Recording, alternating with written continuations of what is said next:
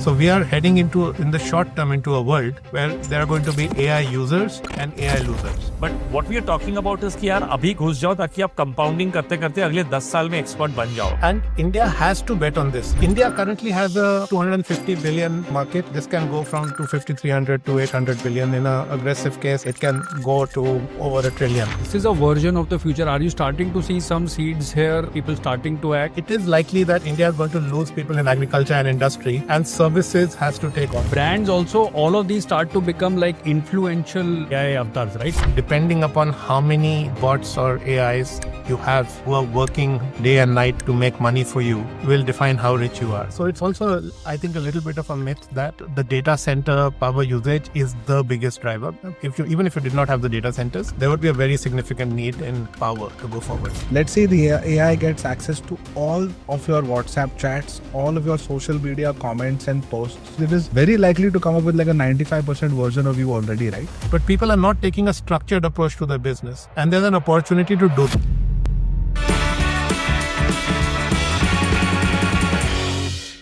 Hi everyone, welcome to episode 36 of the Asymmetric. First of all, thank you so much for the overwhelming love that we got for the last episode. I think on behalf of Chirag, Revant and I, we take zero credit for it, and all credit goes to Adi, who has been kind enough to join us for part 2 of his series.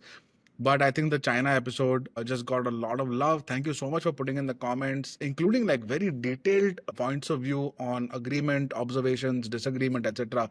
I think everything that just comes our way makes us all better. And I think that's the kind of discourse that, frankly, we also enjoy reading and kind of looking forward to make us better. Today we have Adi again on part 2 of his series. Today we are going to go deeper on a topic that he said last time that this is something I'm actually more excited about than even the China story. So we all kind of came onto this one with we're coming onto this one with bated breath. But today we are going to go deep on AI. And to give you a personal point of view, I think Adi had told me almost 3-4 months back that Shantanu, that I'm a super user of AI, and there is just so much that's happening from a technological advancement and practical usage for management teams, founders, etc. that we can do. There are so many tools, there are so many use cases, workflows, and we have a power-packed episode on how this technology is evolving, what it means, and frankly, at a very practical, objective level, how it can impact our lives every day as in our regular work and even outside, actually. So Adi, welcome to Asymmetric on your second innings here, and we are super thrilled to have you. Thank you so much for taking the time. Fabulous. I think one of the things that we touched upon a little bit last week, we wanted to sort of deep dive and then understand how that goes into a future of AI, right? Which is the energy sufficiency that we spoke about, and how China is sort of predominantly focusing on energy production because their consumptions also, I mean, it's not just electrification of every household, etc. The overall consumption seems to be going to a direction where sufficiency is going to be the key for a great future in at least the next 10-15 years. I think Shantanu had shared that chart on our group where we were discussing as to why is so much energy being produced in China, and what's the end game there, or what's the broad strategy there? Maybe we can start there and then segue into... Sure. So I have some data on this. So what this shows you is electricity generated in China, USA, and India in terawatt hours. 2020 is actual, 2025 should be very close to reality, and 2030 is a projection. It could be here or there. But what this is telling you is that basically China is currently at something like 12 terawatt hours. And China basically adds a US in energy generation every 3 or 4 years. So the US is the first bar, and you can see that it is growing, but you can't see the growth because it's dwarfed by the scale of China's growth. Then the second thing you see is, the second one is China, and the third one is India. So you can see India is also growing. So India is already going to be at about 40%, 45% of US energy production. So China, in the next 5 years, will have added more renewables than more or less the total US energy consumption. So this is actually quite spectacular, right? Stunning. And this is also the reason why, even though it looks like from a percentage point of view, the fossil fuels in China are declining as a percentage of the total energy, But in absolute terms, they're not declining, they're actually going up, which is why China still ends up needing to build more fossil fuels powered stations, even though they have so much growth. Now, why is this happening? Well, the reason it's happening is that Chinese industry needs are so dramatic. Remember that the per capita consumption still in China is much lower than the per capita consumption in America. And as China becomes more and more developed, also there is much more of a consumption need that you can see. There is a myth that a lot of this is because of data centers that are to do with AI. So let me show you that also. So if you look at The this one chart, thing that I think, Adi, on the previous chart, sorry, but I think the one thing that actually caught my eye, in addition to China's phenomenal growth, is India renewables will almost be as big as US renewables in 5 years. Is it? Is that the way? Am I reading that right? yeah, you're reading it right. So China and India have put Amazing. a big bet in renewables, where China is absolutely enormous, and also India has put a large bet on renewables. China renewables bigger than US in 5 years? All of US? Yes, Is that what you said? China renewables already today would be around the same as, not that far from total US energy generation. And this is because the government 10 years ago made this a priority. We discussed this last time, right? There was this whole thing about energy sufficiency, but also the whole idea of the impact on the world and the impact on China and having a better environment. And you can see the impact. And actually, okay, there's a little thing here which is not about AI. So see, the thing is that you can generate a lot of renewable energy, but the issue is also the grid. So for example, in the UK, there is a lot of renewable energy that comes out of offshore wind turbines. But there are times when that energy gets totally wasted because the grid capacity is not there. So what happens is, historically, power plants have always been set up near cities. So in America, for example, the power plant is set up near a city. And then you have power lines that go from the power plant to the city. And there is oil or coal coming through a train or pipeline into this power plant, right? So what happens is that the power plant near the city supports that city. But supposing there is extra generation in one power plant, it can't send it to another part of the country because the grids don't exist at that level. So what China has done is two things. One, it has built this. The second, it is totally incredible of the amount of investment that they have put in creating a grid which can transport this renewables from where the renewables are created, which may be in the Gobi Desert or where there's a lot of wind in the north, and transfer those to the population centers over thousands of miles. And it is way ahead of other countries in that. So it's not just the fact that it has the renewables, but use the renewables. In the UK, very often the renewable gets wasted because they can't transfer it to the large cities at the time when it is needed. And Adi, China started to visualize this in 2020 or started to build this kind of a capacity largely citing 2015. manufacturing and consumption needs, or was there any other factor also which they were seeing that they would require that energy for? Well, then they knew. So China has this very clear plan of 5 years, 10 years, 15 years. So they know how much energy they are likely to need. And once you have a target, then you need to figure out where you're going to get it. So, of course, there is the energy security problem that they have with oil because it's a net oil importing country. And the only thing they import more than oil is chips, actually. And that was a very interesting, I forget the date, but I think around 2014 or 2015 was a big pivotal shift for the first time where China imported more chips than oil. But generally, for every country, they are worried about supply security, right? So that I think is one point. Second, there is a worry about long-term costs, and then there is a worry about the impact on the environment. So a lot of this was actually put under the 5-year plan where they were talking about improving the environment. And that has really been driven through. So what they did was create a lot of incentives. They also ended up creating a lot of capacity, a lot of overcapacity also. So China's solar capacity is more than what the world needs. There's massive overcapacity created in those sectors. So because of that, prices and costs really crashed in terms of setting up a lot of these, renewables. So, but if you could just go forward a bit. So if you now look at this is basically showing you the amount of data used in power centers. And you can see it is not insignificant, but it's also not the big delta. So on this chart, what you can see is the light color is the total energy, the stack bar chart is the total energy need. And then on top, you have these two little things. One of them is the total amount of power needed for data centers. And the little bar right on top is how much is needed because of AI data centers. And these are projections for the future.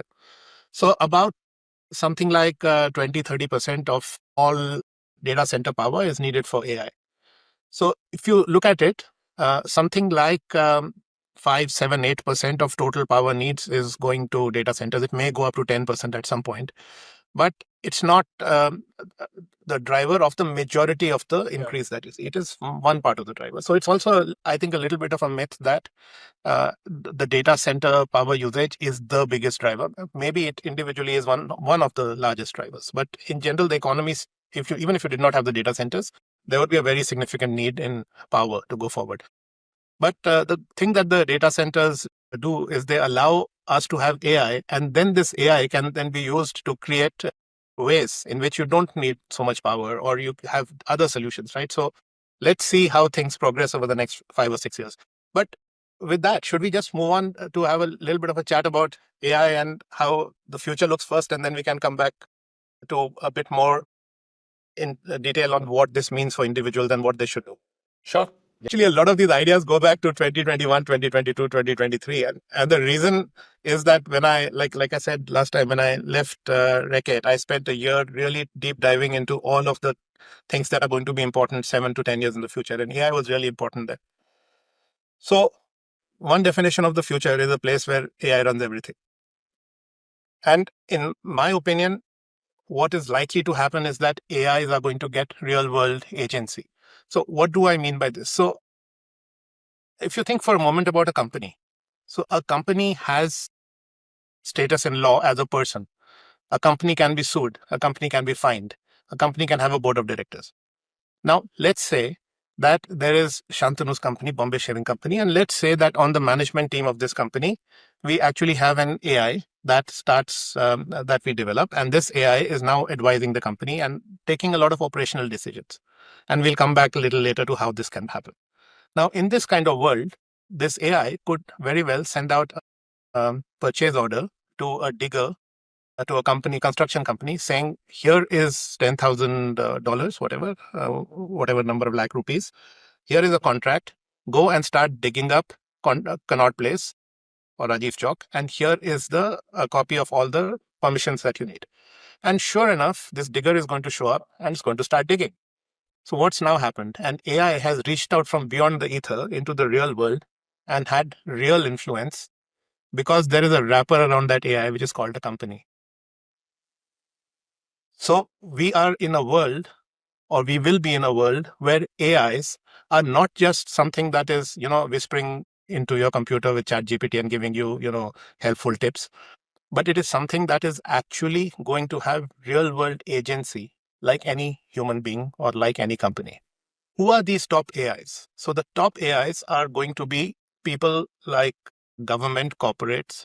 So what do I mean by this? So I have this concept of entity AI, and I'm in the process of writing a very, very long series of substacks on it. I've already written over like 250 pages, and the rest of it is coming in the next weeks.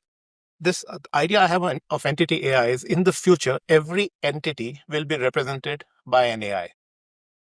What means is that we will humanize every entity. So for example, in the world of the future, you have America. And if I want to figure out how to get a visa to America, rather than going to a website, I may very well open a Zoom call and say, hey, America, what is the process for a visa? Out pops an America, which can be like an avatar, or it can be anthropomorphized, could appear like an Uncle Sam or whoever they want it to look like, and tell me straight away exactly what kind of thing I need to do for the visa, and could also help me get the visa or not. Similarly, every company could have an avatar which is going to talk with the company's voice. So when we are sitting here and we have a question of how much gas does China, or how much electricity does China produce, we would say, hey, Google, how much electricity does China produce? And Google would pop up as an avatar in this chat, like a face, like each of us, as real as each of us, and say it does 12.5 terabytes or whatever, tera kilowatt hours. And this is something that Google would be having this simultaneous conversation on different topics with 1 billion people at the same time. And if you take the thing a bit further, so we now have this concept of presence. So let me show you a couple of things. So this is a Apple Vision Pro. So if you've ever tried it, you will see that that is this concept of presence. When you actually see someone in total photorealistic realism, it feels as real as if the person is standing next to you. It is a 3D view. You can see people all around. So that's a Google Glass, but this and that is still very dorky and totally crazy. But now look at this one. So this is a pair of glasses, which is, I would say, 2x as big as my regular glasses. On this side, you can see nothing much. But on this side, there is actually a screen that is embedded in the glass. And actually, when I put this pair of glasses on, and this will look a bit weird if I put it on, then what it does is it actually projects a layer of reality into my eyes, and I can actually see a layer in front of us. Okay. So in a world 5 years, 10 years from now, what may happen is that you're going about your business wearing your glasses, which are kind of replacing your phones. And you will be able to look there and say, hey, Google, how's the weather? And Google appears as an avatar right next to you and says it's going to rain. Where's your umbrella? And it feels as real as if Google is standing there. So in this kind of world, if you go back to the old Indian epics, right, and you have Krishan ji prakat hue. So it will be like Google ji prakat hue. And in this world, you will have AIs indistinguishable from humans in some ways as you go forward. You will not necessarily know whether you're talking with an AI, whether you're talking with a human, because both of them may be in some kind of avatar, and that avatar is going to get more and more and more realistic as time goes by on an exponential curve that will improve. So now you need to remember that all of these entity AIs are going to have some agency, but they are also going to have some motive. So if Google is telling you something, it probably has a profit motive.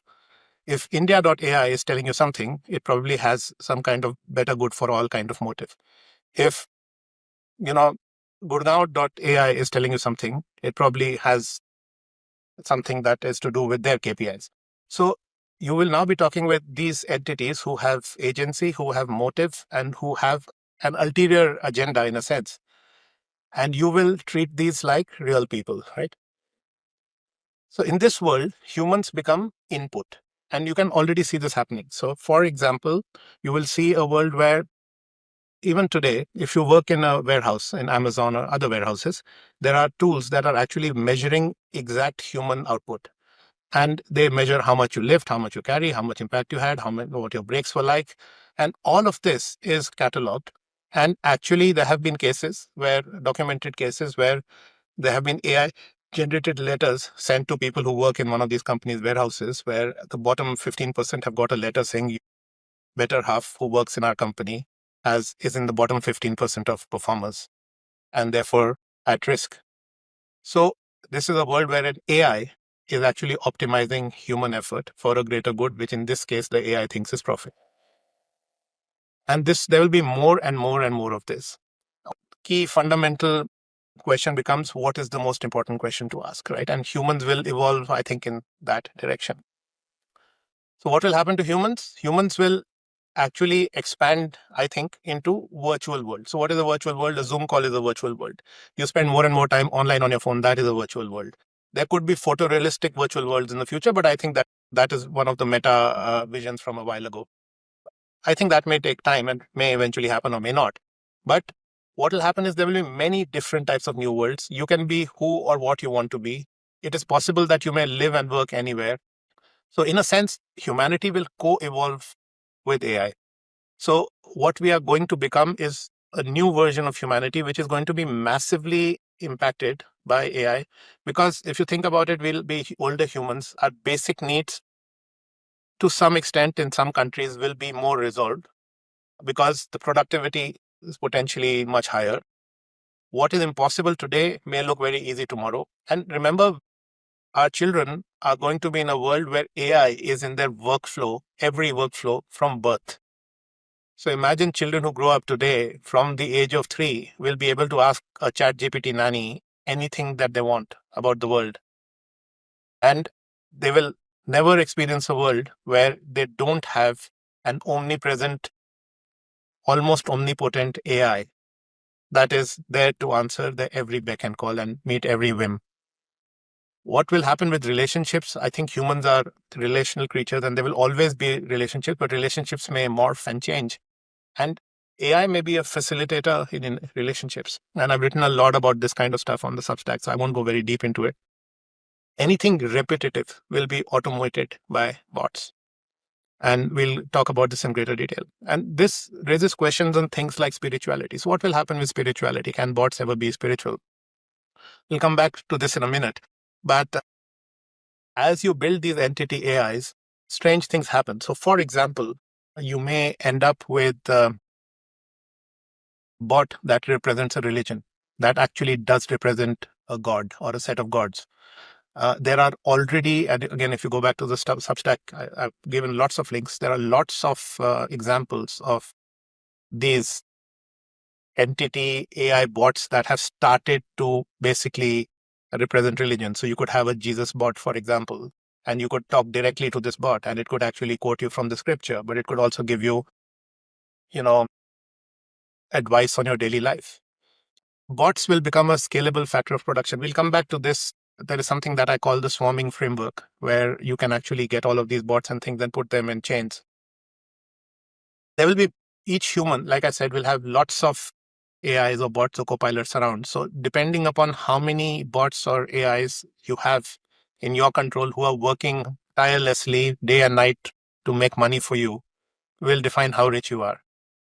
And in a sense, a lot of the things that made us very skilled are not as valuable to our children. It's almost like my parents' generation, they used to be able to do a lot of mental math.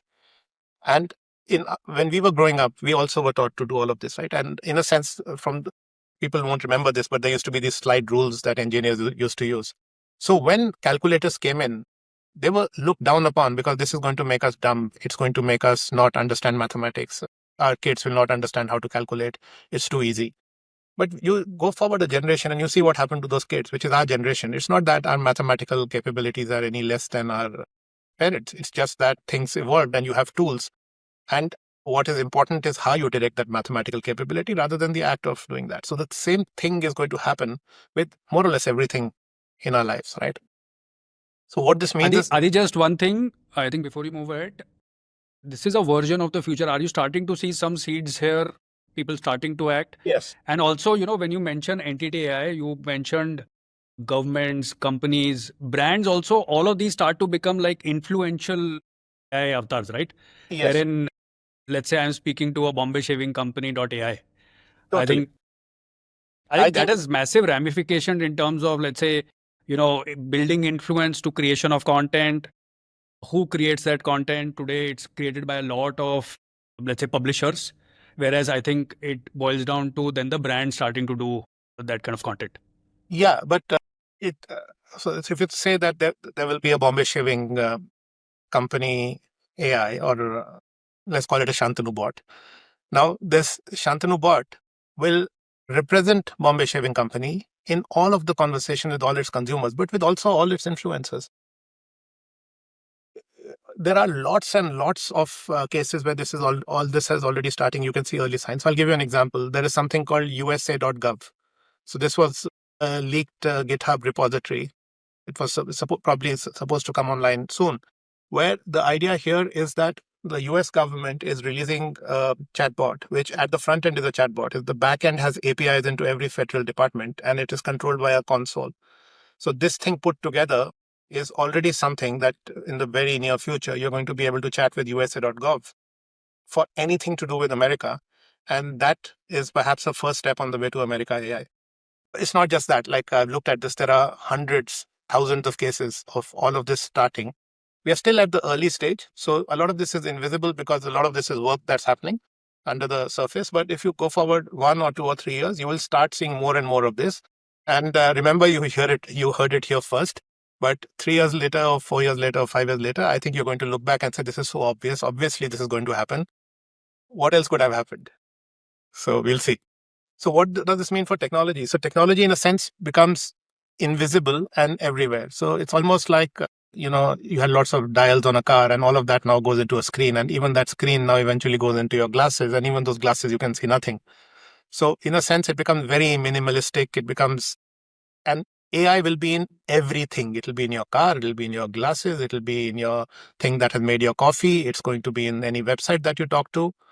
100%. So when people say that NVIDIA is creating so many chips and there are already so many data centers. Will there be more requirement for chips and data centers?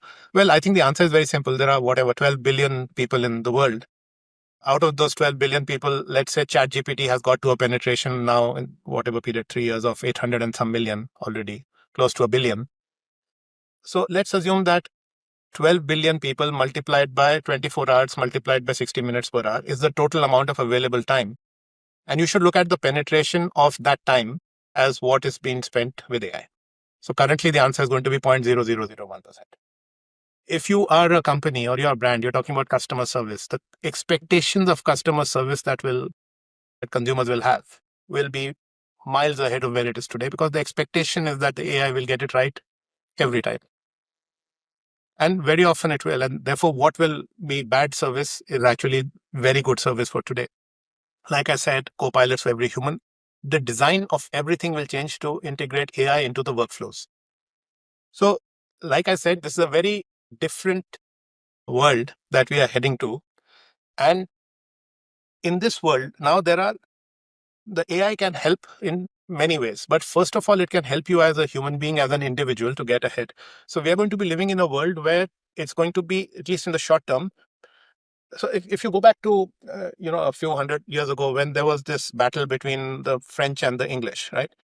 And the English actually won that battle. Why? Because they had longbows. Why did they have? And because they had longbows, the French could not reach them, even if they had been stronger. So it's almost like one side has longbows or one side has machine guns. When I say humans plus AI, the AI is like the machine gun. And on the other side, you have people fighting with bows and arrows, which is people who don't have AI. So we are heading in the short term, into a world where there are going to be AI users and AI losers. Everybody has the opportunity. It's become so easy for everybody to have AI because it's kind of available for free. And we'll come back to this in a bit. So the question is, how do people use AI in their daily lives, in their daily workflows, not just for work, but for everything they do, to totally transform the experience? And AI can be used in everything.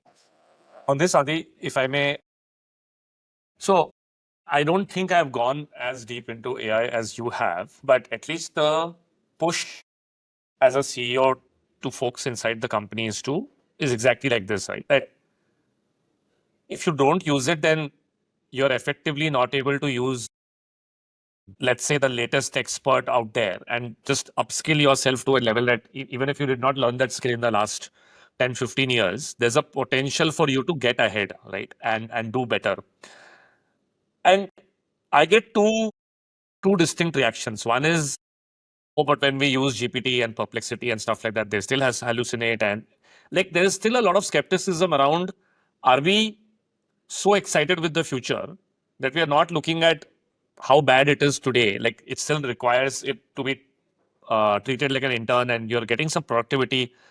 But what we are talking about is कि यार अभी घुस जाओ ताकि आप compounding करते करते अगले 10 साल में expert बन जाओगे, is what the broad pitch is, right? Versus that here and now there is a big distinct advantage that you can get.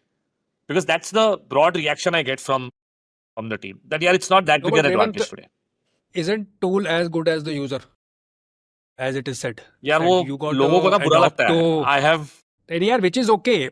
I'll probably use Adi's frameworks to put in my framework, which Revant, you and I keep using. That L1 to L5. L5 being that you do as told. L4 is plan and do. And then L3 is, plan and do via others.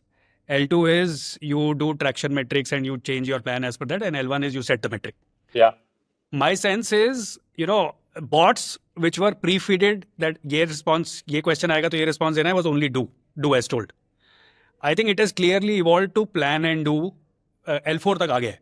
And possibly plan and do via others is a separate segment. But I think L2 also, where you have given a metric and can you rechange that plan basis what is happening today.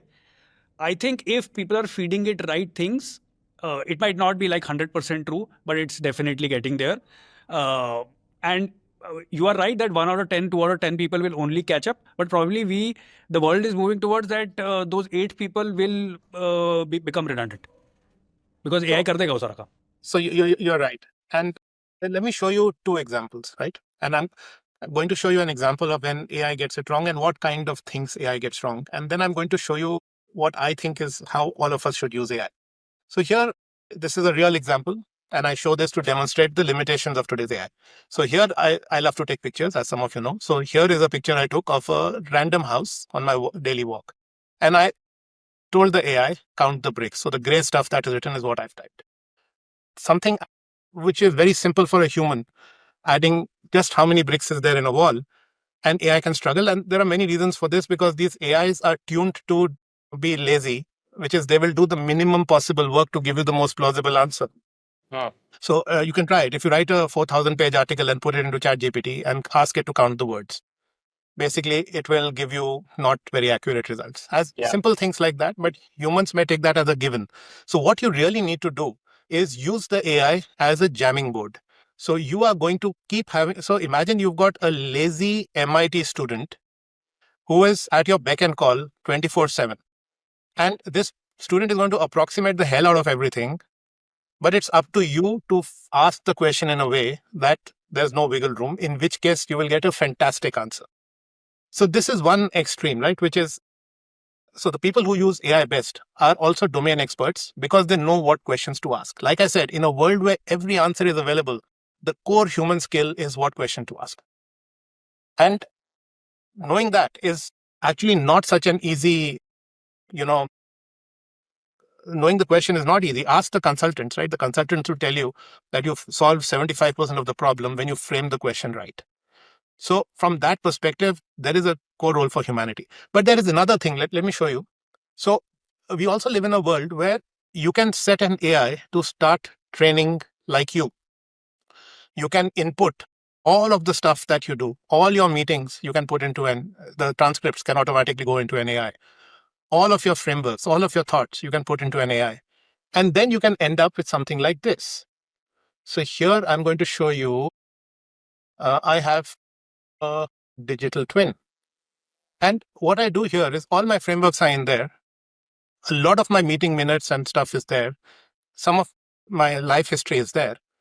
And this is something that I've been building up for a while. So you can ask it anything and it will try and reply in what I think is increasingly getting better to be my voice, with something very similar to what I would respond with.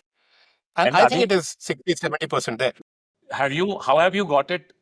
Have you got everything committed to memory, or have you created a master AI prompt? So at least the direction that I am getting is the memory should have like a master AI prompt, which is encapsulating everything that it has to refer to before it comes up with any reasoning. So if you remember Finding Nemo, there was something called Dory the fish. Dory the fish is something that immediately forgets everything it's told. Yeah. AIs are like that. They will forget everything they're told. So what you need to do is make sure that the entire context is encapsulated and made available to the AI as it is running a simulation, or as it is running a calculation for you. So to do that, there are two things you do. You can create a master prompt, but there's also something called RAG, Retrieval Augmented Generation. And what RAG does is, so let's say you have 50 PDFs that you have created from life, or let's say there are 1,000 PDFs in your library, in your marketing library. What you can do is you can get these things converted into vector databases. So actually a PDF may have an image, it may have some words. The technology behind RAG converts this into a vector database so that AI can actually understand all of the linkages between all of the various elements there. And this RAG database can then be basically put in along with the prompt. So not only does it run a prompt, but it also has access to the whole body of knowledge that it needs to have access to. And then you can tell it to simulate a particular way of speaking or a style of voice. So for example, if I ask it to give me detailed summary of my voice. So it'll tell you what my voice should be, what my voice is.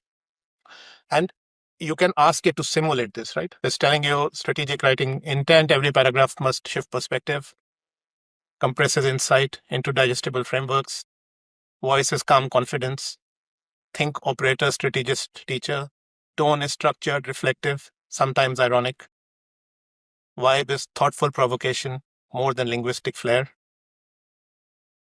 Make sure paragraphs are not the same length. So this actually reflects, in a sense, what the AI thinks my writing or my speaking sounds like. And I have asked the AI to mimic this. So now as you go forward, you can have this AI with a voice print. So I can create my own voice print, and I can easily, this is today's technology, not yesterday, and not even tomorrow's. And I can get the AI to respond in my voice totally realistically to anybody who talks to it. Our generation may be the last generation where our experience of ourselves dies, but our experience to others may continue. Because I could have an AI that continues after I am gone, assuming my heirs allow it to. It could be tied up to a company with budgets, so it could continue to invest in things that I would have been passionate about. Each of us have two manifestations, our manifestation to ourselves and a manifestation to others. My manifestation to myself will be gone, but my manifestation to others can continue forever. This is many questions which we can explore in great depth, but the technology is almost there already. I was just wondering, Brian Johnson, बहुत time waste कर रहा है. Don't die, man. Anyway, we're not going to die. Is it as easy? Like sometimes I think about this, right? And for someone like you who writes very voraciously and all, it's actually a lot easier. But for the average person, for example, let's say the AI gets access to all of your WhatsApp chats, all of your social media comments and posts, all of your email, like literally only these three things. If you can just give AI access to these three things, it is very likely to come up with like a 95% version of you already, right? Even today. Yes. And also, you don't even need that. So this thing that you see here is a gadget called a Plod Note. So what I do very often is I switch it on. So even all my conversations are all recorded and automatically analyzed. So I can go back to any conversation at any point of time and tell you who said what to whom. And all of this goes to train the AI.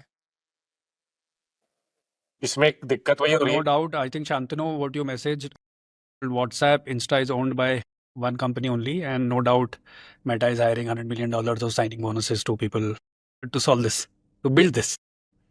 But of course, you need to do this carefully. So anything that involves other people, I try not to make sure that no names are there. I don't put WhatsApp conversations into AIs. I make sure that the AI is running in a private setting. So basically, it's not used to train the model. So you have to be careful about things like that, because if you're giving so much of yourself to a digital repository, then there is also potential for it to be misused. But anyway, that's also another, there are so many rabbit holes we can go down, which can take the full hour by itself. So let's not go too deep there, because the purpose here is to not take it so far away from reality and just anchor it into what people can do today. But I wanted to start with this just to explain that the world is going to be a place where there is no option but to use AI both for business and personal use. How you use AI makes a massive difference in the quality of the response that you get and the results that you get. So it's not as simple as you ask ChatGPT a single question and you're going to get the best response. You're not. You need to fine tune your question after question. You have to keep challenging ChatGPT. So for example, it has given me this thing about my voice, which actually is pretty good. But now I would always challenge ChatGPT back and I would ask it, you have given me a voice, but it doesn't reflect my conversational. So please adjust. And it is going to adjust it and make it better. And then there's this very old story about this Henry Kissinger. So he had, and he asked the intern to do a task. So the intern went away and did the task and he came back. And so Henry Kissinger looked at it and said, okay, that's very good. Is this the best you can do? So the guy says, no, I can do better. So he goes away, comes back with the task the next day. Henry Kissinger takes 5 minutes, looks at it again and says, is this the best you can do? So this goes on for 5 or 6 times. And eventually the guy comes back and says, this is the bloody best I can do. I can't do better than this. So Kissinger says, okay, now I will read it. And it's a bit the same with AI. You need to ask the same question from 5 different angles, challenge it back. Don't bother to read it too closely until you get to the point where it has looked at it properly. And we'll see a couple of examples of that as we go forward, right? So here. how you speak. You don't narrate. You drop ideas midstream, mid-move. You don't pitch. You contextualize. You don't riff. Okay. So here, it's made it better than it was before. But tell So- me this, Adi, like just taking the Kissinger example, right? Let's say I start doing that, right? There's a first, now we are growing a little larger. So I'll say in a meeting that you're pre-read bhejo. I see a lot of pre-reads now are GPT drafted, if I can call them that. And I think Shantanu does that, right? He takes the pre-reads and inputs them in his GPT and says like, isme poke holes. And then सामने वाला को पता है कि शांतनु ये करने वाला है, तो वो भी वही करेगा कि यार शांतनु के पर्सपेक्टिव से क्या होल्स इसमें आ सकते हैं करके. So make it stronger. You could technically get to those 5 iterations and do the best if you are able to, as long as you're willing to commit to the process. Is that a fair assumption? yes and no, because Okay. it's not just enough to tell the GPT, is this the best you can do? What you probably also want to do is add something. So when Shantanu looks at it, he will look at it from a different perspective than, for example, a brand manager. So if the brand manager was to put the GPT in Shantanu's shoes and say, hey, GPT, you are Shantanu, CEO of Bombay Shaving Company. How would you think of the strategic issues behind this? And use that to get that insight, and then use that insight to tell the GPT what to do and what to do differently. And the chances are that the output will be something that is much more actionable, but at the same time, there's something that this person would have learned through the journey. So there's this recent study which everyone is getting into a tizzy about, where from MIT, where people who use ChatGPT actually had diminishing brain function in some ways. Yeah. But I feel I'm a very heavy user of some of these tools, as you can see. But I feel that actually it increases my brain function, because imagine you're able to riff with somebody, a whiteboard with somebody all the time, and actually bounce ideas back and forth. And that really sharpens your mind, because you have to think about a new idea. You have to think about a different way to do it. So business, all of it needs to be reimagined. Every business in every sense will be run by AI as we go forward. And it's not enough to think about including AI. We should think about how we can reimagine business for AI first from the ground up. So I think if you take a 5-year position, any company, and here I'm not saying even a startup, even for a large company, this is the time to say that I'm going to be 3x my revenue. I'm going to reduce my cost to 2/3 of what it is today. So 1/3 of my cost base saved in a 5-year period, and figure out how AI is going to help me do that. So will people achieve this? Maybe yes, maybe more, maybe some will do more, some will do less, doesn't matter. But this is what I found, this is a good call to action of the kind of scale that you're talking about. So let's say you're a $100 million business and your cost base is $20 million. So you can theoretically think of being a $300 million business with a cost base of 33% less than today. So what that will do to your potential profitability actually is totally crazy. So AI can help you drive efficiency, reduce cost. It can also help you drive effectiveness. And we are going to deep dive into how it can do this. Yeah. But first, there's a very basic question. What is AI? So there are lots of myths about this. But in reality, AI is just a very simple thing. It's a prediction machine. All it is doing is predicting the next likely word or the next likely image. It allows it to fill in missing information. It allows machines to see, navigate, drive, translate more. So people ask this question about, you have all of these LLMs. Is that where all the value is going to be created? And the answer to that is, in a sense, you should think about LLMs like electricity. So if you go back a couple of 100 years, nobody had electricity and somebody invented electricity. This was the sunrise industry at that point of time. And the massive investments, billions of dollars being put into power plants and generating electricity and transmission lines. It's almost like the LLM foundational capabilities that are being put in today. When you invested several $100 billion into setting up infrastructure, you need to get a 5, 10, 15% return on that money. How do you get return on such large investments? By having lots of customers. How can you have lots of customers? You can have lots of customers if they pay you very little money each. So in the world of the electricity world, basically they've got pipelines, electric lines that come to your house and get into your wall, and electricity is available on tap. So you plug in your machine. If it's a toaster, it makes a toast. If it's a blender, it'll blend. In the world of AI, you're going to have very cheap LLM available by the call. And then you can plug in your machine to make whatever prediction you want. It can be in business, it can be in pleasure, it can be in whatever it is. And in a sense, you need to separate those two. So it 15 years ago, it used to be that the best technologies were limited to the best companies. Nobody had access. Today, we live in a world where the smartest people in the world, Elon Musk, Jeff Bezos, Mark Zuckerberg, all these Chinese people, they are all spending, the most impressive people in the world are creating these technologies and making them available to every human being, more or less for free, to be used, paid per use. Right? So this kind of thing is a prediction machine that is available for everyone across the world at more or less marginal zero cost. Okay. A lot of, in the long term, if you think about where the value got created, 100 years later, 50 years later, is the sunrise industry still the power plant or the transmission line? No, it's not actually. Is it the refrigerator company that actually makes the refrigerators that lives off the electricity? No, it's probably Coca-Cola who is cooling the can in the refrigerator, which the consumer is paying for, which is making the most profit in that value chain. So similarly, in this AI world also, there will be profit, of course, that will be made by foundational LLM companies and so on. But most of the profit is going to be made by companies that set up wrappers, or not just a wrapper, but use that AI to create services and products, which then are of great use to humanity who will pay for them. So there is a massive multiplier at work. And today, when we say AI business, we mentally start thinking NVIDIA and we start thinking. So if you ask a stock analyst, I want to invest in AI, what should I invest in? They will immediately say NVIDIA and Broadcom and all of these things. We still haven't evolved to a stage, but 15, 20 years from now, there will be all these consumer companies, all of these software companies who are going to be using AI to transform, and investing in AI is going to mean investing in those also. So about intelligence, is AI intelligent? So there are many definitions of intelligence. So in the case of AI, it improves. So in that sense, it's intelligent. It learns by doing. So in that sense, it's also intelligent.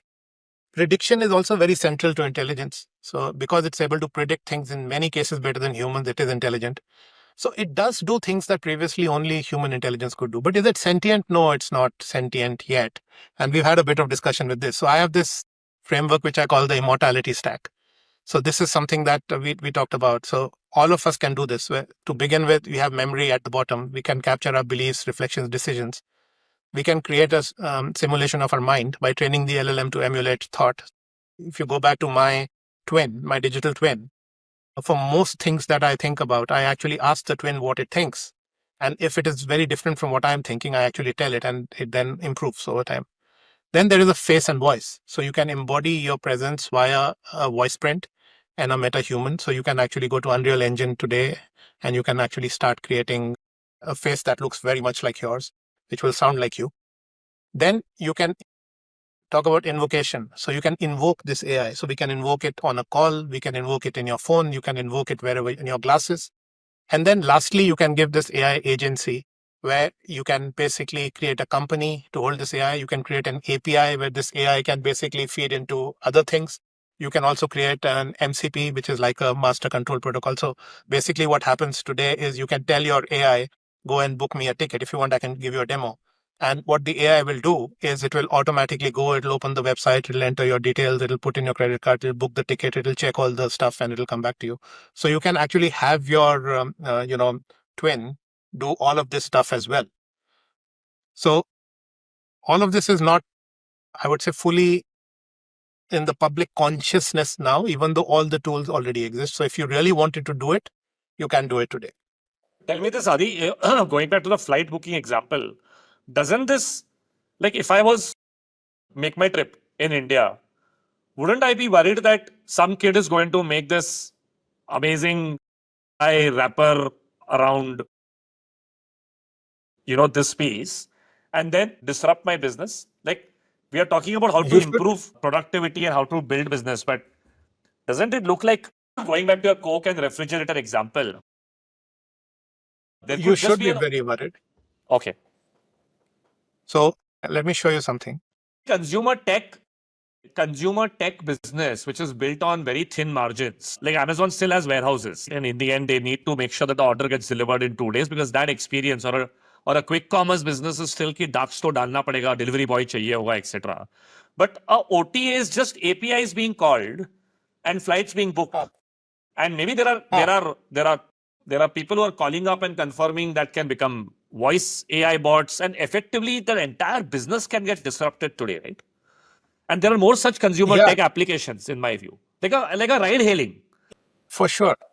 But in case in both in cases of Uber and classified, isn't supply like a moat?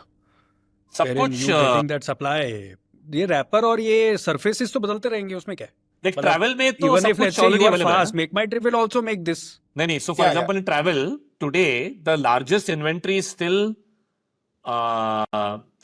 it's already been aggregated. So there are people who have built APIs and they're just supply first. So you can just plug into that and you don't need to like today, Make My Trip doesn't own the supply. They have also just integrated to these supply aggregators. They are a demand aggregator and this is a supply aggregator. मैं बोल रहा हूँ Make My Trip is technically a wrapper of the internet. Supply maybe there is orchestration happening across multiple players. It's not single player. I know, but everybody has their API open. ऐसा नहीं है कि like today if I have an agent, right? I'm not going through Make My Trip. I'm going through a agent. वो agent भी वहीं से उसी कोई ना कोई supply aggregator के साथ काम कर रहा है करके वो, और सबके API endpoints available है. You can see here that the thing is doing it by itself. It could be a bit faster as you go forward. It's chosen the dates. It's gone and found the right website. It's opened a browser window. And it's going to come back to me soon and it's going to tell me these are the cars that are available. This is the pricing. And if I say yes, it'll ask me for my credit card and it'll book it. But it's doing it exactly like a human today. वो browser पे जाके कर रहा है. मैं बोल रहा हूँ कल ये MCP के through people will. So, by the way, my app is aiming to do that also across every kind of supply and every kind of, including travel and all of this. So, but you can see that the ability of you to offload these kind of tasks to something that whether it does it on a browser, whether that does it directly through an API is already there, right? It's not something that's happening in the future. So yeah, it actually normally works relatively well, but it's not still the fastest. It still needs some development. So you can see that it's right now at the start of the curve, but it's all coming like a train, right? So this is what I mean by you have agency, right? So you can actually get the AI to do stuff. And like I said, it's not man versus machine. It's man with machine versus man without. Data and intuition are like horse and rider. You don't try to outrun a horse, you ride it. So this is not a world where you can say, oh, I don't believe in AI, I don't want to engage. Well, that's your choice, but the world is going to go on without you. Right? Okay, we've seen that before. And companies need to rethink the division of labor between human and machines. So this will empower some humans and disempower many other humans. It will destroy a number of industries, like you said. And it will also create a lot of industries that we think about. So how will it impact jobs? So this is my framework for risk on AI jobs. So on one side, on one axis, you've got things that are repetitive or creative. On the other axis, you've got things which are high stake or high sensitivity versus low stake. So let's look at something that is assembly line and low stake. This is about humans picking up stuff in warehouses, or it's about drivers running cars for Uber. It's low stake, assembly line, quite repetitive. In this world, AI will use human like in the Matrix, almost. Right? Then there is a world which is repetitive but high stake. So an example of this is take a look at content moderation on Facebook. Now, this is repetitive assembly line. Most cases you will get it right. But if you get it wrong, and supposing you were to cancel Donald Trump's account by mistake, the cost could be quite high. So it's high stakes. So this is a world where AI will do the work, but will not take any decision without human supervising. So if you think of doctors, right? So there are all these tools now that do triage with AI. So basically, there's a tool which has over 100 million users in China. There are these kiosks. So as a human, you can walk in and basically it'll do a triage. It'll ask you whatever is wrong with you.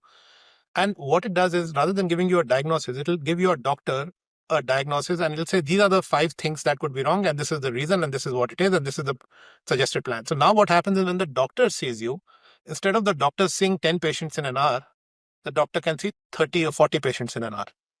And the doctor's productivity is made 4x. Because everything is triaged. You know exactly what the issues are, and you have a chance to override it if your instinct tells you it's wrong. But most cases, it's right, and increasingly it'll get better and better, and more cases will be right. So this is a recipe for dramatic productivity. Then there is things that are low stake and sensitive, but they are specialized, judgmental, creative. So I'll give you a couple of examples of this. So let's say this is about, as a human being, you are creating music, or you are creating a website, or you're creating a PowerPoint presentation, right? So it is creative, it is specialized, but it is actually low stake. Increasingly, many of these jobs, most of these jobs are going to go to AI. So let me just show you a couple of examples. So let's do two things. So Adi, which bucket would the human employment shift to? You're saying the creative side is also going to be taken. So is it only the high skilled, high stake thing? So first of all, humans supervising AI. Second, humans implementing AI in the next 20 years, 10 years, right? And we'll come to that. So I have a little section on what this means for employment in India, right? And this is going to be a really important discussion. So let's come on to, I'm going to show you an example now. So we are going to create a presentation. So what should we create a presentation on? Yeah, this tool is fantastic. Gamma is fantastic. You've used Gamma, right? So basically, I'm going to create a new presentation, and I'm going to generate a presentation from the impact of AI on skilled jobs. Okay. So it's going to create, so here it's creating our presentation. You can see the impact. And you can check the numbers. You can make sure it's not hallucinated. You can actually even tell it if you have an idea that you wanted to bring to life. But how long would it have taken for a consulting company or for a human being to actually do this before? And, there are so many things which people think are, skilled, and therefore you can't do. I'll give an example. So if you want to create music, so you guys may have seen this before, but if you do Sono.ai, what it does is it can create a song. So here what I did was I asked it to create a Hindi song about Revant, Shantanu and Chirag doing a podcast in the art department style. Now, I don't know whether this thing is going to, I'm going to play the music. Shantanu ka dil hai baatein bhara, Chirag ki hasi mein ek raaz hai chupa, teen yaar milke karte hangama. So the incremental effort to create that is zero. Now, let me tell you a true story here. So let's think about a way to create a swarm business. When I say swarm, you have a swarm of agents. And let's say you want to do $100,000 a year income without too much complexity in your life. So here is a plausible way you can do it. So you open this tool called Suno. Before that, you open ChatGPT and you ask ChatGPT a question. You say, actually, I can do it for you. So let's take 30 seconds and do this. So let's open ChatGPT. 1 second. So we've got ChatGPT open here. Now, open a new chat. Give me the music in India today. Okay, so it's going to give you the top 10 types of music. Then you ask it to create a band. Regional music, Indian pop, let's say hip hop. Tell me the same globally. So let's do it globally actually rather than India. So it's now going to tell you what kind of music is, okay, hip hop, pop and recession pop, okay? I don't even know what that means. So I'm going to take pop and now create, you are going to give the group story, okay? So it's now going to create a fictional group, which is called Credit Limit. Tagline is we maxed out heartbreak. Formed in 2024 during a tech layoff wave in San Francisco and Berlin. It's a cross-continental synth pop group. These are the members. Okay. Ash Patel, Noah Vale, and whatever. And the album is Broke But Glittering. Okay. So now give me the lyrics for Autopay Heartbreak. Good. Now give me. So now we have all of this stuff. So what we are now going to do is I'm going to now put this into Suno and let me share. I really love the fact you wrote नीचे suggestion भी देता है. If you want to adjust this to TikTok, तो मैं और बताऊं. Okay, so now we are going to create a new song. Okay, you can see it here. So we are going to create a new song. It's a custom song. And we start with the lyrics, which are here. Here or top. My lyrics. And I can click from this and upload to something called DistroKid. DistroKid will, for the princely price of 19.99 pounds a month or dollars a month, it will upload this to Spotify, Apple Music, Deezer, all of these overnight, including album art, including all the lyrics, everything, blah, blah, band name, the whole thing. Can create videos on YouTube and create YouTube channels for each of these bands, virtual bands. And it was yesterday's news that one band was found, which was basically the top ranked band, I think in some European country, which was actually electronic generated music, which was not declared. So you can create like 1,000 such songs a year with different bands. You have someone with a little bit of a good ear for music, they can sit and listen to this and kind of reject the ones they don't like. You can then upload all of this to Spotify for kind of free. Let's say for 1,000 songs, you get an average, let's call it 10,000 streams each, because you can also put a marketing engine on some of these. So which means that the top ones may do 10 million, but the bottom ones may only do 1,000. Spotify will pay you $0.04 per stream. And you're done. You've made $100,000 business. So now you've created a business, single person business, maybe another person who's basically going to listen to the music and kind of tell you whether it's good or bad. And with a little bit of work, you can easily make a lot of money. So here we go. You set me up like a standing charge. Love on repeat, emotionally large. I didn't read the terms, I just clicked I agree. Now you're billing me monthly and memory fee was a charge. It's not terrible at all. So there are hundreds, thousands, tens of thousands of tools. We'll look at a few of them as we go a bit further. Okay, so here we were talking about from human to AI. So a lot of things that are specialized, judgmental, creative, but low stakes, which people think cannot be automated, will be automated. And then there is a top, which is high stakes sensitivity, specialized, judgmental, creative, surgeons, government. These are things that probably human will use AI to improve, to maximize their productivity. So what will happen to India, right? That was the question. So India currently has about 250 billion market, which is BPO plus IT. I think, this is an opinion, that in a conservative case, this can go from 250, 300 to 800 billion. In an aggressive case, in the next 10 years or so, it can go to over $1 trillion. And India has to bet on this because India does not have that manufacturing superpower yet to be able to do what China did. So India has to find a solution to this. If you look at some early startups, so here are some India startups that are already in the AI space. And there are so many startups in India that are in this space which people don't know because they're still building. So I'm going to give you an example later of a startup which is in sales and marketing. And right, this is something that I was showing Shantanu a bit earlier. And we are going to do some examples with the Bombay Shaving Company. So Fractal is the leading company in this space, of course. Of course, it's going to go into IPO, valued significantly north of 2.5 billion, enterprise AI.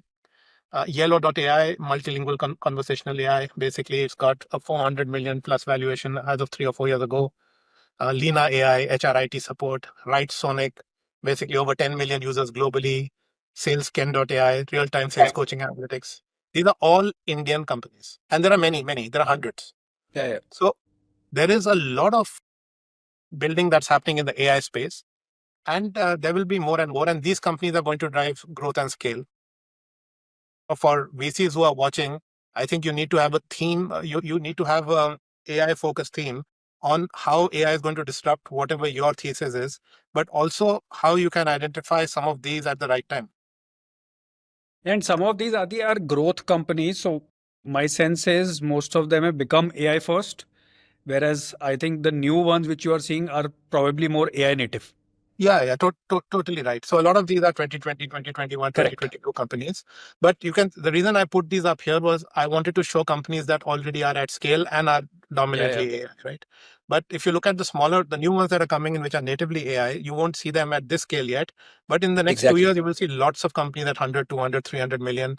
You will see lots of unicorns coming out of India in this because India has skilled software engineers. India also has I would say, uh, the connections with the world now to be able to create products. Historically, India has always failed at creating products in IT because what we've always done is basically ship services. What AI allows us to do is to use that base that we have to convert that to products. And I'll show you some examples. But of course, this is risky because we haven't done it before. There is a threat. So basically, if you think of low complexity, low sensitivity, there are 300 million people in India. This includes agriculture, by the way. If you see Clarkson's Farm on Netflix, you'll see, or Amazon, whatever, you'll see that in the UK, you have a 5,000, 10,000 acre farm. It's run by one or two people. In India, it's run by many. The same farm would be run by hundreds of people, right? Or same scale of farm. So even that is at risk of disruption. So today there are 330 million, 340 million jobs. 200 million of those perhaps are vulnerable. So these numbers are not exact; they are opinions. Then low complexity, high sensitivity, 60. So not so many roles, but these would be mostly protected. High complexity, low sensitivity. Basically, there are creative roles emerging. So if you look at it, there is a lot of vulnerability, and it is likely that India is going to lose people in agriculture and industry, and services has to take off. So a lot of AI and IT companies have to take off. Now, does this mean that as these companies take off, the employment is going to be dramatic in here? Well, in some cases it may be, and in some cases it may not. So if it's a matter of just about writing basic code, because AI can now code pretty well, you may have one or two humans who are overseeing AI code and getting that ship shape to be included in the company code base. Give you some examples. You can have an AI Oracle inside your company. All the information and database that is inside your company suddenly comes alive and you can chat with it and it can give you all the insights that you need. This still needs some level of implementation. Someone has to create those vector databases. Someone has to maintain them. Someone has to make sure that the DevOps system works there. Someone has to make sure that the latest developments in AI are incorporated on an industrial scale. So, for example, this is for sure a task. I'll give you another example. Think of legal AI. Today, you check your packs and you make sure there are no mistakes. Tomorrow, there are going to be AIs that are checking your packs. But these AIs have to have a very high degree of accuracy. If there are 100 words on your pack and 100 packs, that's 10,000 words. That's 10,000 checks by AI. If AI has a 1% error rate, which is quite low, that still is an unacceptably large number of errors. So how do you then use AI to get it to a 99.9999% rate? Someone has to develop this. Someone has to make that sit inside your company's workflow. So there is a lot of work that is going to be required in these kinds of things, which Indian IT talent could switch into. One of the things I was thinking is a source problem.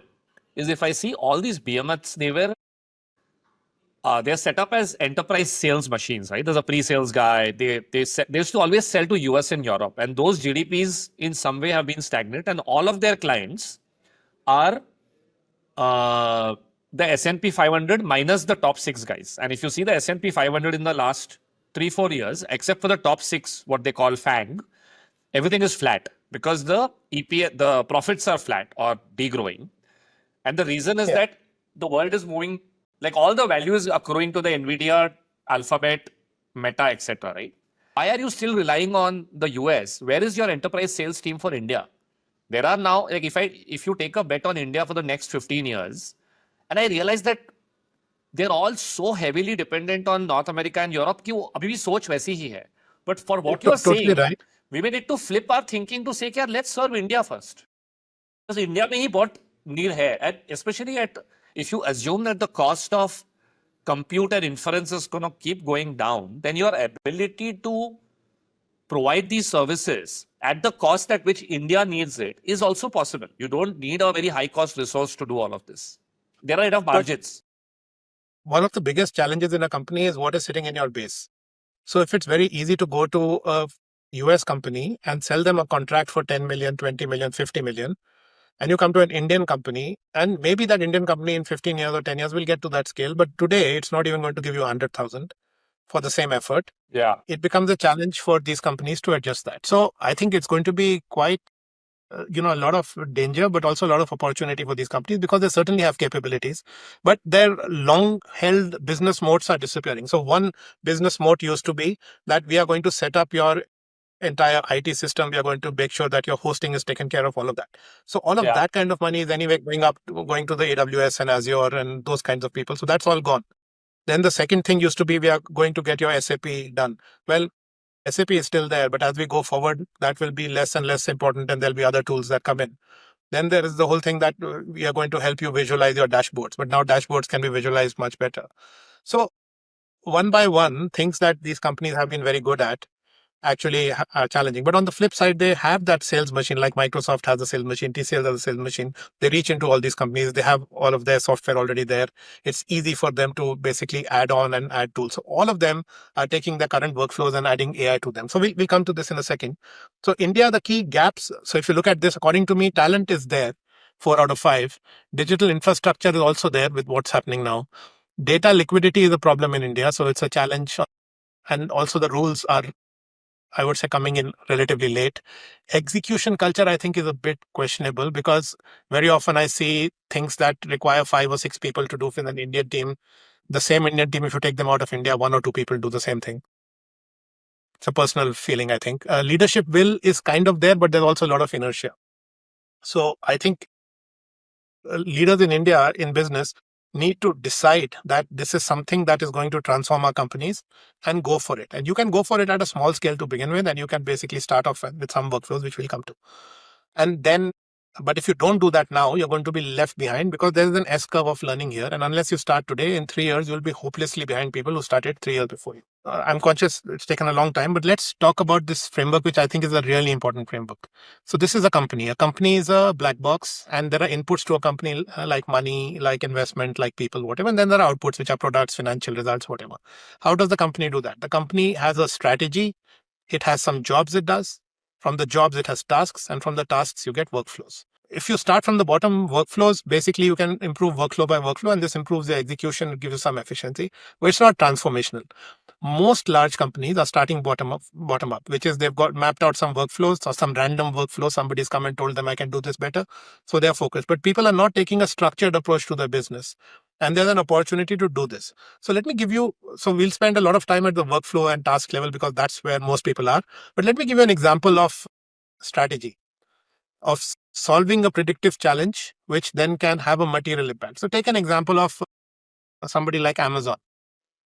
So Amazon has a return rate of whatever it is, let's say close to 10%. I'm sure Chirag would know this number very well, what the return rates are for companies like Amazon. But let's say it's 10%. So now if you are able to create an AI that actually predicts, the prediction challenge is I can predict what people will consume to an accuracy level of 90%.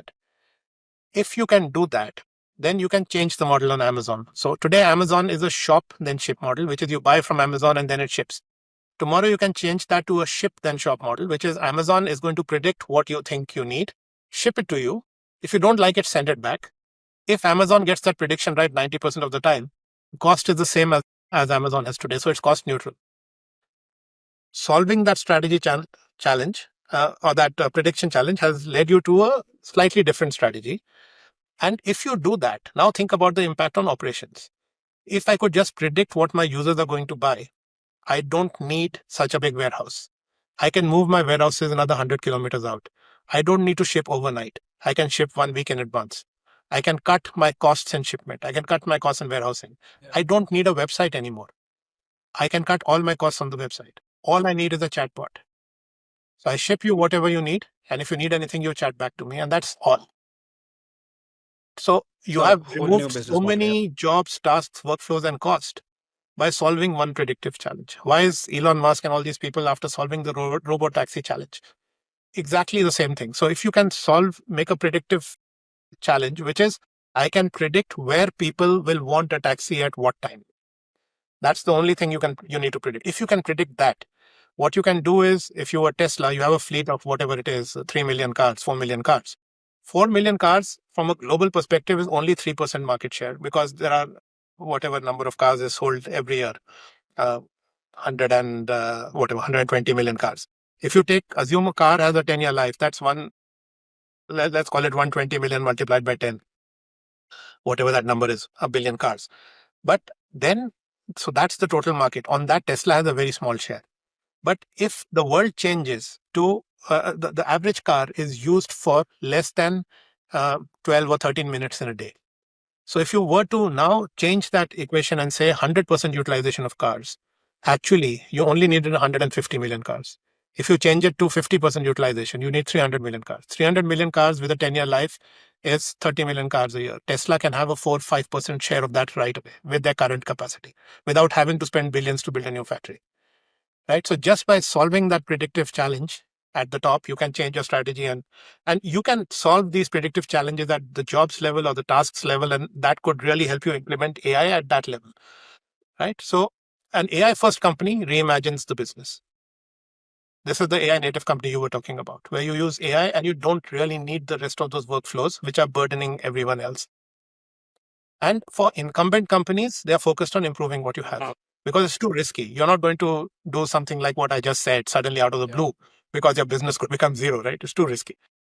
So if we were to take some examples of this, we can actually look at some workflow. So this is an example where I've taken tasks, workflows tool. So I've taken this on e-commerce because we know that this is something you're all interested in. So if you take e-commerce, right? So a task is set up product listings. Workflows under that are gather product information, create product titles, write product descriptions, and so on. Now, if you look on the right, I've just taken a quick view of how many tools are already there.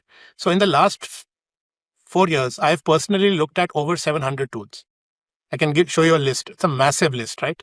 And all of these are fighting to solve these individual problems. So whatever workflow you think you have, there are already tools out there. They may or may not be fantastic for you today, but you can certainly test them.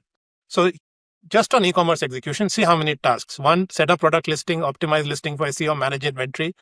After that, monitor pricing strategies. In that, you have track competitor pricing, price elasticity, dynamic pricing rules, pricing algorithms. You can see all the workflows. Then implement promotions, analyze customer reviews, and you can see the number of tools on the right. Handle returns and refunds, run ad campaigns, maximize revenue growth, see how many workflows and how many tools exist today. Improve consumer understanding and forecasting, how you automate your tech stack. So this is one example where I just took e-commerce execution, and there are 3 plus 3, 6 plus 3, 9, 11 tasks and potentially 100 and some workflows and 200 tools maybe in these 4 charts. Now let's take something else. Let's say you're a PE company, right? And you're talking about one of your tasks is investment evaluation. Workflows are sourcing and analyzing potential investments, financial modeling, conducting due diligence, structuring deals. And you can see the tools on the right side. How many tools exist today? For decision making, you can see how many tools exist. Operations and portfolio management. No shortage of tools. Fundraising and IR, legal and compliance, finance and accounting, company knowledge and market intelligence, talent culture incentivization. So if you want to design executive compensation and equity incentive structure, which is the workflow, tools are BCom, Equilar, incentive plan, incentive calculator, Curo compensation, pay scale insights. So this is how you can. The funny thing is, Adi, I think most of India, even when they see this, they'll be like, "Yeah, ChatGPT ठीक है, 90% काम हमारे लिए कर लेता है." Like the usage of ChatGPT is where people are like, "हाँ, we use AI करके." But I really like this approach कि यार आप अगर strategy तो बहुत दूर है, jobs भी I think सिर्फ top management सोच पाएंगे. But if you're an executive or an operator, just looking at the tasks you have in front of you and then breaking it down into simple workflows. And I know a lot of these would be paid. And people will say, यार हर चीज के लिए हम $20 महीने का देंगे तो फिर मतलब उससे अच्छा आदमी रख लो करके. But at least directionally, that's how operators should start thinking, and how leaders should encourage operators to start going deeper into just breaking this down. I don't think if it's today people are breaking that down as well in this very simple structured manner. Yeah, they're not. And this is the first step towards thinking about how to implement AI in your organization. But let me show you an example now of a workflow. So here I'm showing you a Bombay shaving company brief. Give me a second. Yeah. So there is a brief that I got from Shantanu yesterday. So basically it's about the Head Shaver Pro. position it as a definitive solution for quick, clean, mess-free. Target is men, single-minded promise, whatever. So this tool that I'm showing you is from an Indian startup from Bombay, who I work with a bit. And I'm going to show you a suite of 3 tools from them. And they have many more tools that they're building, right? So here are your big ideas that it's generated for this campaign. So the first big idea is what it's calling the 120-second reset. Position the 2-minute shave not as a chore to be sped up, but a deliberate, powerful ritual of reset. In a world of constant digital noise and mental clutter, Head Shaver Pro becomes a tool for sensory focus, a flow state trigger. For 120 seconds, the outside world fades away, allowing the user to reclaim the headspace and start the day centered, calm, and in control. Okay, so this is the first creative idea that the tool has generated. And I can generate a campaign from this. And if I generate a campaign, basically I can choose Facebook or YouTube. I can choose video, whatever. So this is and I can do this live for any website. On Amazon, you can send me a link and I can do it for you, right? So I'm saying optimize here. Now it's giving me some observations. So it says there's readability and punctuation issues. The existing title uses excessive commas, creating a cluttered appearance, makes it difficult for customers to scan queue. So if you want to optimize it, here is the optimized version. Wow. And this is SEO optimized to know that Amazon कैसे title read करता है and optimize करता है. Yes. And this tool has been tested in multiple hundreds of pages with significant uplift on average, at least 15%. And this tool is, like I said, an Indian startup, and they're already kind of selling this by the page to all kinds of multinationals. And they're selling it to multinational because startups, we are chindi, we don't pay them big dollar for this, I'm assuming. Well, a lot of the Indian startups I work with are also kind of not focused on India because they say कि India में people are not willing to pay. वो है, देखो, like ROI of 15% may still mean, or at least this is classic Chirag's grouse, right? As a B2B SaaS company, is like what he hears from merchants. I don't tell him, but what he hears from other merchants is कि यार अगर तुम हमारा पैसा बचा के दे रहे हो तो ठीक है, but उसके लिए हम आपके साथ ज्यादा क्यों शेयर करें? Like we'll pay you something, but you can't take like 30% of what you save for us. That's just too much. So the willingness to pay problem is also there in India. So if you look at this version now, so here it's got the bullet points, right, about this item. So it's telling you lots of things. Runtime and consistency issue. The current copy understates the product's runtime capability at 60 minutes, which contradicts other product information promising 120 minutes. Additionally, this key selling point is buried within the test rather than highlighted. Then the existing copy creates confusion by mentioning 2 adjustable beard combs and later referencing 20 lens settings, which conflicts with the 38 settings promised elsewhere. wow. Maintenance information gap. While the current copy mentions non-rusting stainless steel blades, it fails to provide any maintenance guidance, leaving customers uncertain. I can tell you every single PDP that ASIN that I have looked at has issues. No, I'm not saying 100%. For a CEO, this is like a gold mine because from a maker-checker perspective, nobody has the time, right? Like even if you assume that this is not making it, अभी तो आप making के लिए use कर रहे हो. मैं बोल रहा हूँ checking के लिए use कर लो. नहीं चलो ठीक है. Initially आप बताओ क्या best है, हम check कर लेते हैं. But even in the maker-checker, like today there is no checker for this, right? कि जो Amazon team कर रही है, in your team or any other D2C startup for that matter, Shantanu, I'm sure you have to trust them कि हाँ यार well intentioned लोग हैं, capable है तो सही काम करेंगे करके. Like you have no way that you can go and check 100 even if you are पर ये team को check करने दो. Because this is something that can help your team. So if you just look at the optimized version of this, just look at that. This is what the original was and this is optimized. What this does is behind the scenes, it is looking at your Amazon page, but it's also looking at all your competition. It's looking at your website. It's also reading reviews. It's also basically doing the whole bringing the whole ChatGPT knowledge of the category to this as well. It understands keywords, it understands trends, it understands SEO, and all of that seamlessly comes to life in a page like this, which basically becomes such an easy interface. And you can basically say optimize, and you can basically after that say accept, and it'll make the change on your website. Right? So tools like this are going to become more and more common. Let me show you one more, and then we can carry on from after that. So here I'm showing you a concept testing tool. One second. Here what we've done is, this is a concept that Shantanu had shared yesterday. So this is the concept. So the insights are these: 4,000 crore hairstyling tools market is booming, blah, blah, blah. Benefits is Bombay Twister, India's first portable curler, one-touch automatic curling, salon results, suitcase ready size, travel light. So lots of benefits and then supporting reasons to believe. So here, what the bot has done is it's done an analysis of the concept. So basically, it's telling you what is selling, what is really the appeal. It's saying there's a lack of social proof and endorsements may limit trust and attention. Lack of technical detail may limit credibility. So basically, it's giving you a yellow on the concept score. On the success factors, it's basically talking about the distinct proposition. What's attention catching? This is attention catching. What's not working? So it says credibility is a red right now. It's not very credible. Then here are personas that we had talked about. So these are 5 personas, and you can basically choose what each persona says. You can even, so these are synthetic personas. You can even have a depth interview with each of these personas if you want. And then you can, in this case, there's only one concept, so fine. So here are the scores of that concept. And what it also does, it's now created an ideal concept. So this was your improved concept. So Shantanu, your concept improved already.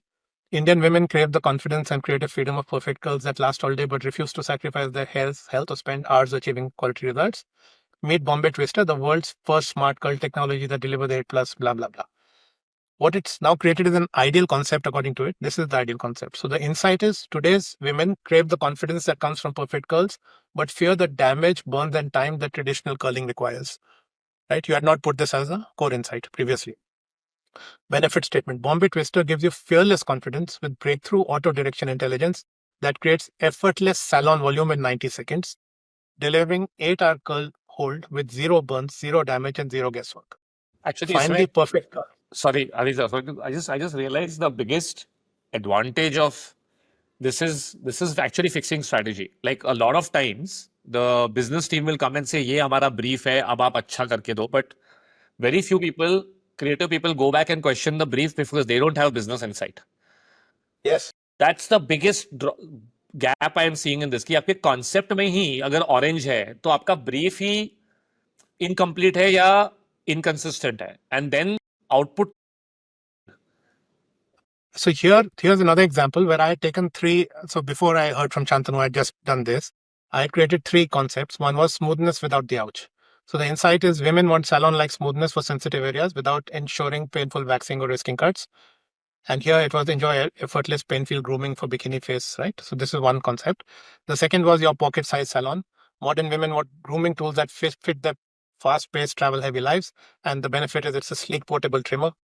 The third one was one device every curve. So women prefer one device over multiple tools. So the 3 are quite different.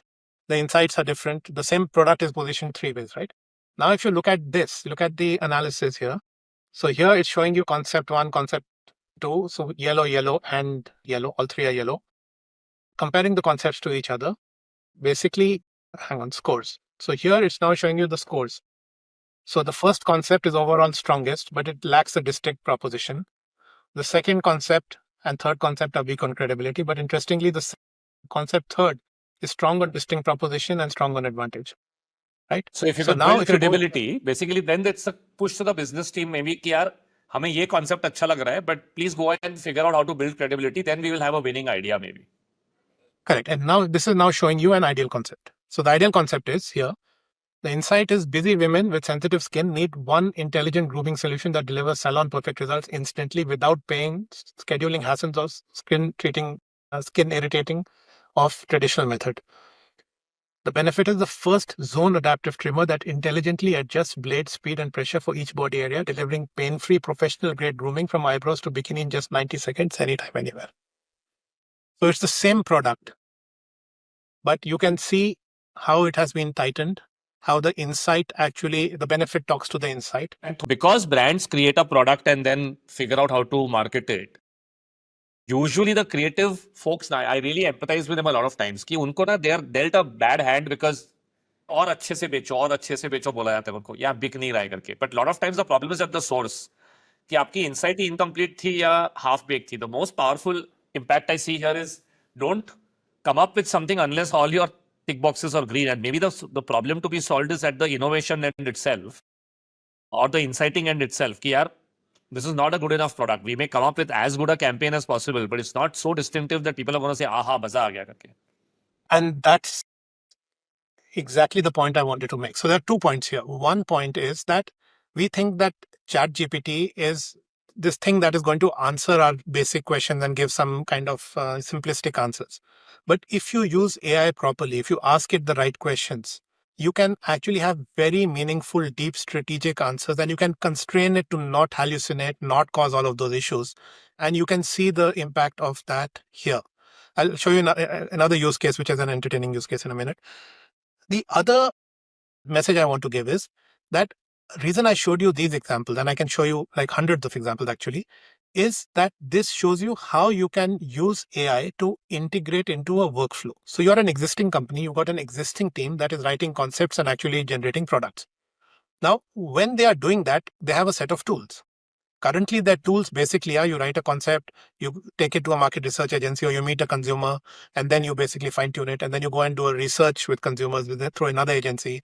Then you bring it back, then you write a brief, and then creative agency makes a creative. All of this is a period of months and hundreds of thousands of dollars for a product. Supposing you were to take what I just showed you and build it into the workflow. So when the brand manager creates a concept, basically, it already has all of the information on the internet. It knows your consumer. It knows all your social media. It knows all your reviews, knows all your past products. It knows all your competitive products, brings all that knowledge to bear and helps you craft a great product. Once you've created a great product, you can visualize that beautifully and you can immediately test it online. In 15 minutes, it gives you back out of 10 concepts. These are the 3 that are fantastic. Out of those 3, rather than testing all 10, which you would do today, you take the top 3 and you go and fine tune those with consumers. That may take you a couple of days. You then bring it back. And now you've got a brief for your production team who will create this product. Now you also basically create the creative for it. You don't necessarily have to go to an advertising agency. You don't have to spend time and money. And it'll tell you a creative idea, which you can then implement across YouTube, Facebook, Insta, whatever you want, PR.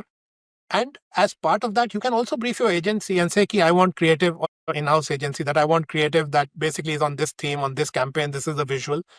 And your entire brand can start becoming harmonious. Now, suddenly what's happened is your same brand team is doing 10x the output at a better quality than today and a much lower cost.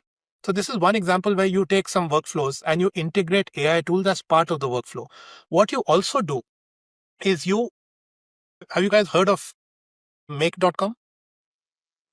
No. So let me show you something more. Yes. So I'll show you 2 things. One is called Zapier. The other is called make.com. So if you go to make.com, what make.com does is that it allows you to create workflows. And I'm going to log in and let's say sign in with Google. Sorry, I should have set this up in advance maybe.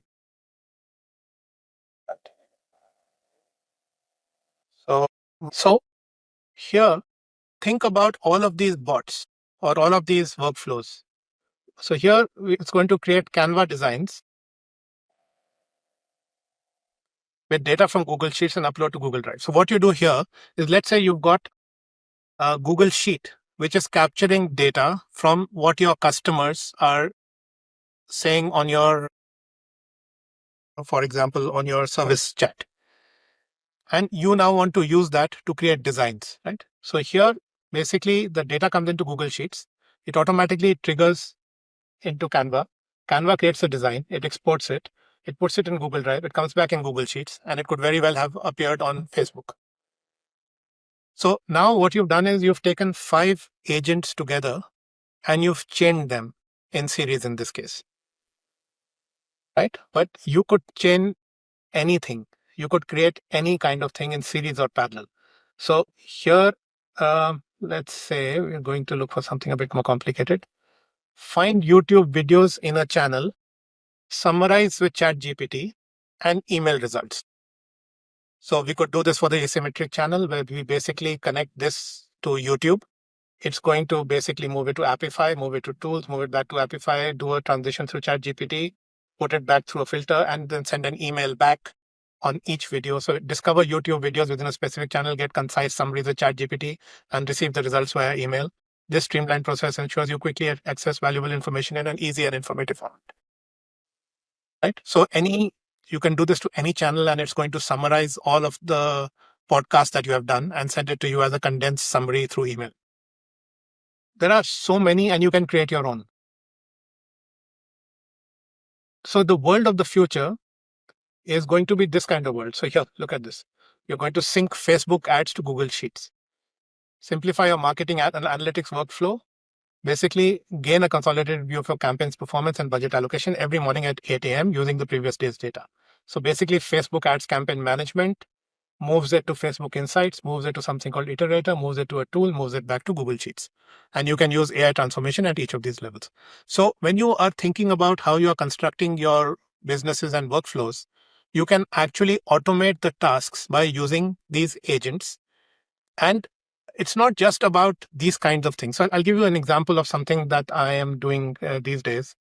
So what we can, so one of the things I'm building in Asgard is this app that basically helps people find jobs, right? So what it does is it's got all the jobs in the world. You can upload your CV and it's going to extract all the keywords from all the companies. It's going to extract your keywords every day. It's going to tell you these are the 100 jobs that match you. It will give you a match report. If you like it, you click on that and then you can basically see the job. If you want to apply, you click and it generates a customized cover letter. It generates a customized CV. And in some cases, you may say, I want to prepare for an interview. So in this case, what we did was we created a tool which basically interviews you for a job. So, okay, so here is the dashboard of my tool. So here are some interviews that I've run actually. So this is for marketing intern and I can actually do this interview and show you.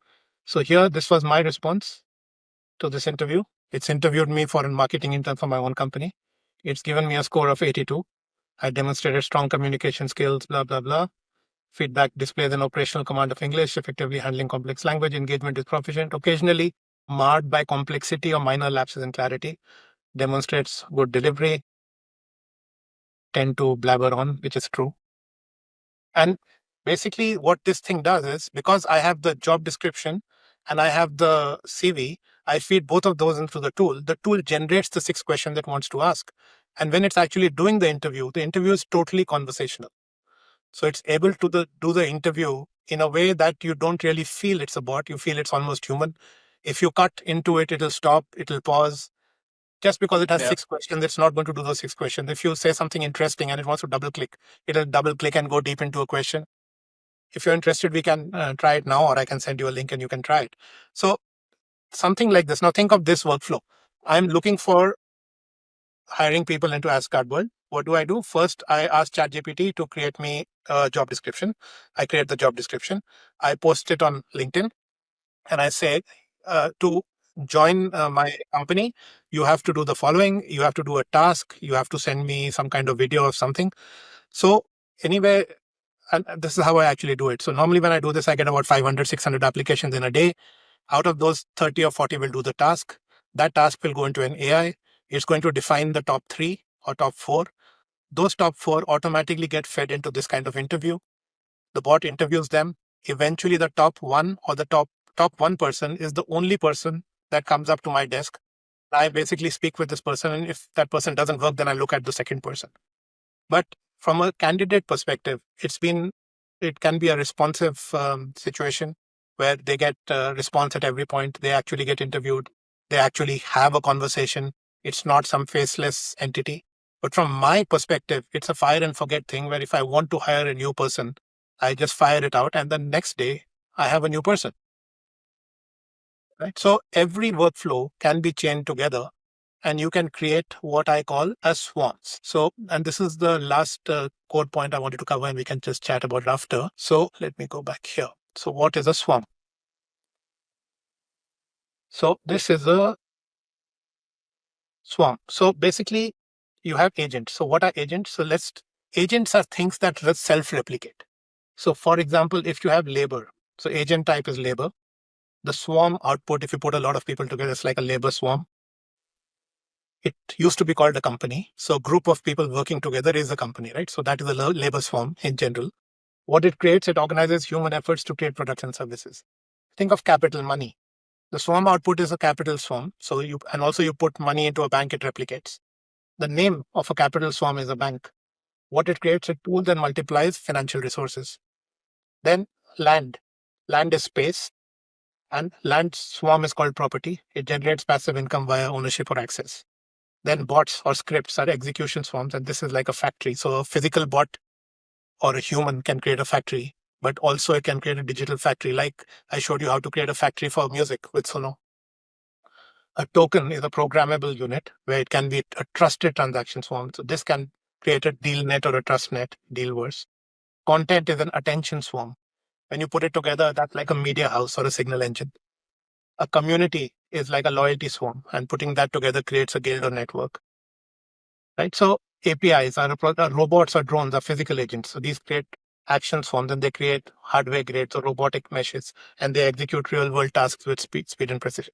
So if you think of all of these different kind of swarms, some of which are digital, some of which are capital, some of which are human, and now you go back to the make idea, you can chain these things together in series or parallel. You chain things in series where you want to make sure it gets right every time, but it is a very high value. But if you want to get things done fast with high redundancy, then you chain them in parallel. So you can have a swarm where you've got a set of people triggering some event, which then triggers something on Facebook, which leads to something else, which leads to some value creation. So you can create this kind of thing. And going forward, a lot of companies, when you talk about small companies, 1% company, 10% companies, maybe 1% or 10% or 20%, whatever number of people there are, but they will need to design and control these swarms. And that's what I call a swarming framework. So in the future, we will build companies, but those companies will run swarms. And the quality of your scalability and the quality of your output and how much you can scale is very much driven by the quality of your swarm and the variety of your swarm and the strength of your swarm. And when companies compete, it is going to be the swarms of these companies competing rather than anything else, right? And to begin with. So, and in a sense, you can already see that through an entity AI lens. If you think of India versus Pakistan, or if you think about Iran versus Israel in warfare, what competes are really the autonomous agents, the swarms, the drones, the things like that first. It's much later that it comes to humans, right? The same thing will start happening with business as well. So if you're running a business, or if you're an individual who's looking to create a big business, you need to think about what are the swarms you can create that can scale autonomously. And the swarms can look like all kinds of things. So there are so many businesses that are built just on content, right? You create content one time, and then you have a marketing engine behind it, and that sells the same content again and again. So that's like a swarm agent business that is selling content and building more and more revenue. So this is a new way of thinking about how to scale business. I mean, it's actually an old way, but maybe repackaged in new terminology. But it just allows us to do things faster. And this brings us back to the idea of pace. Because the moment you can do this digitally, you can build that pace, you can build that learning. One of the reasons that China is able to build the pace is that they have built the technology into the workflows. So when you talk about why is it that you have such high conversion on TikTok in China, or why you can do the live streaming, it's because the data is coming back in a quick loop and resulting in dramatic immediate changes, and then very significantly speeded up experiments, right? Which drives that learning loop faster. You use technology and these swarms to drive that learning loop faster, and that takes you up the value chain faster. So every business can do it, but you have to think about it and design it. मैं सोच रहा हूँ wrapper करे, swarm करे, agent करे, कहाँ नहीं, कहाँ शुरू करें तो बहुत सिंपल है, शुरू तो वहीं करो. So I don't think so. This is all theoretical, right? And I think you don't design your way into it. You iterate your way into it. So you start with where you are. You start with the low-hanging fruit, and you don't confuse anybody and yourself. So you start with saying कि मेरे ये workflows हैं. I'm going to find ways to automate these workflows, and I'm going to empower my teams to help them automate these workflows and make their life easier and make their efficiency go up. As you do that, you start also thinking about if there are any higher order predictive challenges that you can solve, which could help you flip some parts of your business. And as you do that, you then think about implementing this. Now, when you get to that stage, when you look at your business, you will already see all these things emerging. You will see which workflows are working, which workflows are automated, which of those can be chained up. So those things emerge, and then you can, once you see them in your business, when you can see that lens, then you can start engineering it after. So I built Again, a this is framework for companies. So I built I'll show you this. So I built a framework for companies, which is something that I use to analyze companies, but I also use it to analyze countries or analyze categories. So there are 10 frameworks I have for company transformation. The first is, what is your AI readiness? What's your data foundation, talent and tools, execution, culture, leadership will, these 4 points. The second point is something which I call leverage ladder. Where is the company today? Level 1 is automation, which is efficiency focused applications. Level 2 is you are using AI to basically create enriched user experiences through smart interfaces. Level 3 is now you've got AI systems that autonomously complete user goals. Example, travel booking assistants. Level 4 is entity agents, which is very rare. And level 5 is you've actually managed to crack that systemic flip, like I told you on Amazon or Tesla, right? Very few people are at level 4, level 5. Most are level 1, level 2. This is that AI pyramid that we talked about. So where is your company on it? Then there is this AI jobs framework. If you think about your company, where would you do human plus AI collaboration? Where would it be AI plus human oversight? So once you've got all your workflows mapped out, you can put the workflows into these 4 buckets, and then you can decide किस bucket का क्या करना है. Right? So the advantage, what is the predictive leverage? क्या predict कर सकता? That looks like Shantanu. You need to have an LLM core. You need to build an avatar interface, a memory layer, an identity protocol action layer, and then you need to have governance around it. The swarming framework, we talked about that. And this is something called, which I call a magic framework for advantage. So basically find one dimension in your business that you can use AI to differentiate yourselves on dramatically. And then AI transformation. So this is too detailed and too complicated for this podcast, I think. But there are clearly structured ways that you can start looking at your business and company already. Outstanding, sir. I think this has been like if ever there was a masterclass needed for the Indian startup ecosystem. I almost feel tempted here, Shantanu, let's keep this knowledge to us. I don't want to share it with everybody, but that was not the point. The point was, I think while we are still very early in our journey, Shantanu a little, almost a decade into it, and me and Chirag half a decade into it. The objective was that, as an ecosystem, as our country, if we need to evolve faster, do better, then surely we should be able to learn together and make sure that more and more startups create a lot of value globally, not just in India. I think we've done a great job in the last 15 years in India, but it's high time now, I think, that Indian startups start solving global problems and do it at scale as well. And this is really phenomenal. I think the last couple of hours, enough food for thought. I know my team's going to be like, यार ये फिर AI ज्ञान लेके आ गया, अब हमारे पीछे पड़ेगा. But it's inevitable. I don't know if you heard this podcast by Ravi Gupta, who was the Sequoia partner. He used to be Instacart CFO. He has a very nice blog that he wrote, AI or Die.